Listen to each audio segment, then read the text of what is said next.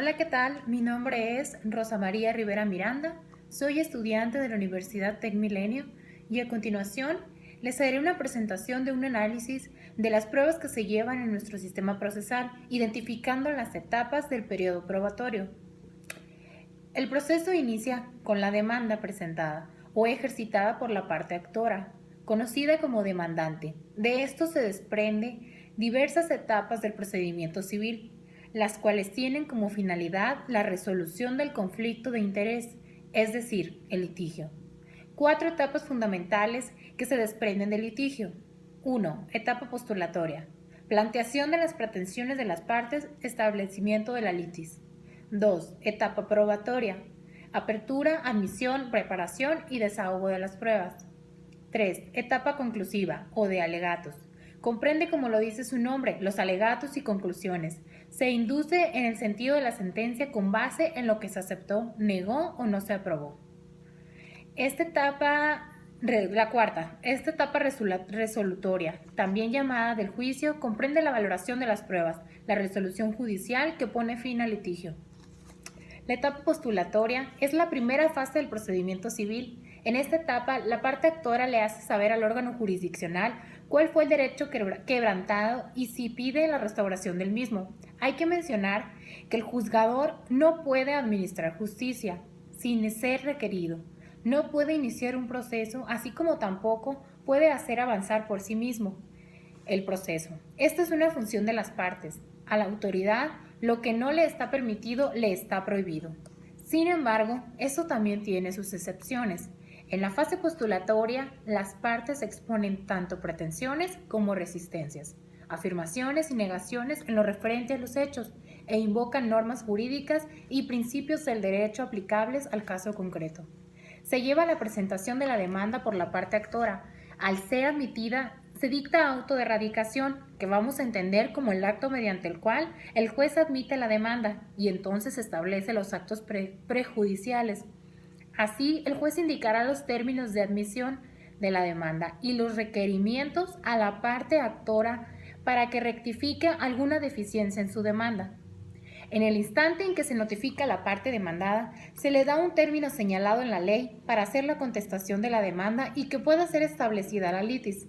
A esta notificación se le da el nombre de emplazamiento. La parte demandada puede contestar la demanda y expresar sus excepciones y defensas, o puede allanarse las pretensiones de la parte actora. Dentro de esta etapa de contestación de la demanda, la parte demandada tiene la facultad de reconvenir al demandante, es decir, demandarlo también dentro de la demanda ya establecida. De igual forma, la parte actora puede hacer la contestación de la demanda. En el supuesto de que la parte demandada no contestara la demanda, entonces se pedirá al órgano jurisdiccional, o sea, el juez, que establezca el juicio en rebeldía para poder continuar con el proceso. Hay que tener atención en el momento de la presentación de la demanda. Esto con la finalidad de que él prospere, verificar la competencia del órgano jurisdiccional, la personalidad de las partes, la vía en la que se presenta la demanda. Sin embargo, en lo referente a personalidad, competencia y procedencia de la vía, le corresponde al órgano jurisdiccional hacer la averiguación previa de forma oficiosa. Etapa probatoria. La fase probatoria se da porque hasta esta etapa procesal el juzgador solo tiene conocimiento parcial y subjetivo de las pretensiones de las partes. Por esto es indispensable proveer al juez de una visión objetiva sobre la controversia de interés. Vamos a distinguir 5 momentos dentro de esta etapa. 1. Ofrecimiento de la prueba. En esta etapa, las partes ofrecen al órgano jurisdiccional los diversos medios de prueba con los cuales pretenden constatar lo planteado en la litis. Las pruebas deben llevar una concatenación con los puntos establecidos en la demanda para que puedan prosperar. Para el ofrecimiento de pruebas nos establece un plazo de 10 días, confesión y declaración. De parte de documentos públicos, documentos privados, informes, dictámenes periciales, reconocimiento e inspección judicial, testigos, fotografías, copias fotostáticas, registros dactiloscópicos y en general todos los elementos aportados por los descubrimientos de la ciencia y la tecnología. Fama pública, presunciones de más medios que produzca convicción en el juzgador. 2. Admisión de la prueba. En este momento de la etapa probatoria, el juez califica la procedencia de las pruebas ofrecidas. Aquí se debe de tomar en cuenta la utilidad de los medios ofrecidos, así como el hecho de que se hayan ofrecido en el plazo indicado. 3. Preparación de la prueba. Participan el órgano jurisdiccional, las partes y algunos terceros y se da la citación de peritos y testigos. Se formulan interrogatorios o pliegos de posiciones, se fijan fechas para la celebración de audiencias o diligencias. 4. Desahogo de la prueba. Este momento se da cuando ya se han ofrecido y admitido las pruebas presentadas. Según el medio de prueba del que se trate, así será el trámite y la naturaleza de los actos. Preguntas a partes y testigos, cuestionarios realizados a peritos y respuestas de estos, así como visita del juez a lugares mencionados en las pruebas. El artículo 266 y 267 establecen que el juez puede mandar desahogar las pruebas que consideran competentes para el avance del proceso. De igual forma, el artículo 287 nos establece un periodo de 30 días para el desahogo de las pruebas. La quinta, valoración de la prueba. Dentro de esta etapa, como su nombre lo indica, el juez valorará las pruebas ofrecidas por las partes. Como ya se había mencionado anteriormente, deben ser enfocadas a los hechos que sean el objeto de litigio. En caso de que no se dé esa forma, podrán desecharse de acuerdo a lo establecido en el artículo 282. La etapa conclusiva, llamada también preconclusiva y de alegatos. En esta etapa se dan las reflexiones, consideraciones, razonamientos y argumentaciones de las partes. Se pretende dar una idea al órgano jurisdiccional de lo que se pretende obtener del juicio. Los alegatos se pueden dar de forma oral, escrita, forma oral, y se efectuará al término de la audiencia de pruebas de una vez que todas hayan sido desahogadas. Se debe evitar la injuria para la otra parte, así como tocar asuntos fuera de la litis. En cuanto a las escritas, se refiere al artículo 399. Establece un plazo de 10 días para presentar alegatos, contándose desde el momento en que se da por concluida la recepción de pruebas. Al término de este plazo se citará para dictar sentencia dentro de los 8 días siguientes. La etapa resolutoria.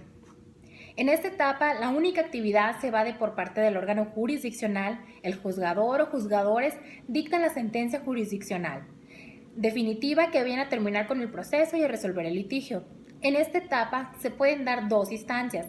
En la primera, la sentencia es dictada por el juez, que ha conocido del litigio. Lo único que le corresponde al juez es leer, estudiar y analizar el expediente, para posteriormente dictar su sentencia. La segunda instancia va dirigida al Tribunal Superior de Justicia para la revisión de la sentencia, previamente emitida por el órgano jurisdiccional de primera instancia. Los magistrados del tribunal se dan a la tarea de analizar, citando posteriormente la sentencia definitiva.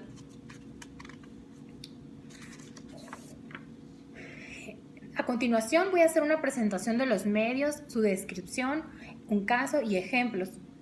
Los medios de prueba que reconoce la ley, nos dice el artículo 289, procedimientos civiles para el DF, son los siguientes. La confesión es un medio de prueba en cuya virtud una de las partes en el proceso se pronuncia o expresa o tácticamente respecto al reconocimiento parcial o total o desconocimiento de los hechos propios controvertidos que se le han imputado. Los documentos públicos son los autorizados por funcionarios públicos o depositarios de la fe pública dentro de los límites de su competencia y con la solemnidad prescrita por la ley. Los documentales privados son aquellas constancias escritas por particulares. Los dictámenes periciales. Relacionar la prueba pericial con los puntos controvertidos del juicio. Las pruebas deben ofrecer expresados con toda claridad cuál es el hecho o hecho que se tratan de demostrar, con las mismas así con las razones por las que el oferente estima que demostrarán sus afirmaciones. Reconocimiento e inspección judicial. El juez obtiene un reconocimiento directo de la realidad acerca de las personas, cosas o documentos inspeccionados, sin estar sujetos a las declaraciones de los demás. Este conocimiento es más amplio cuando no se requiere la intervención de testigos de identidad, ni la injerencia de peritos. Cuando se requiere la intervención de peritos o testigos, la presentación del juez está influida por tales peritos o testigos y no es tan contundente la actuación perceptora del juzgador. Testigos. Aquella persona que ha presenciado algún acontecimiento y que, por ello, está en condiciones de declarar sobre ello. Las fotografías, copias fotostáticas, registros dactiloscópicos y en general todos aquellos elementos aportados por los descubrimientos de la ciencia. Las fotografías reproducen la imagen de personas y cosas mediante el sistema técnico correspondiente. La fama pública es un medio probatorio consistente de la rendición de testimonios con características específicas para acreditar la difusión de un hecho dentro del seno de una comunidad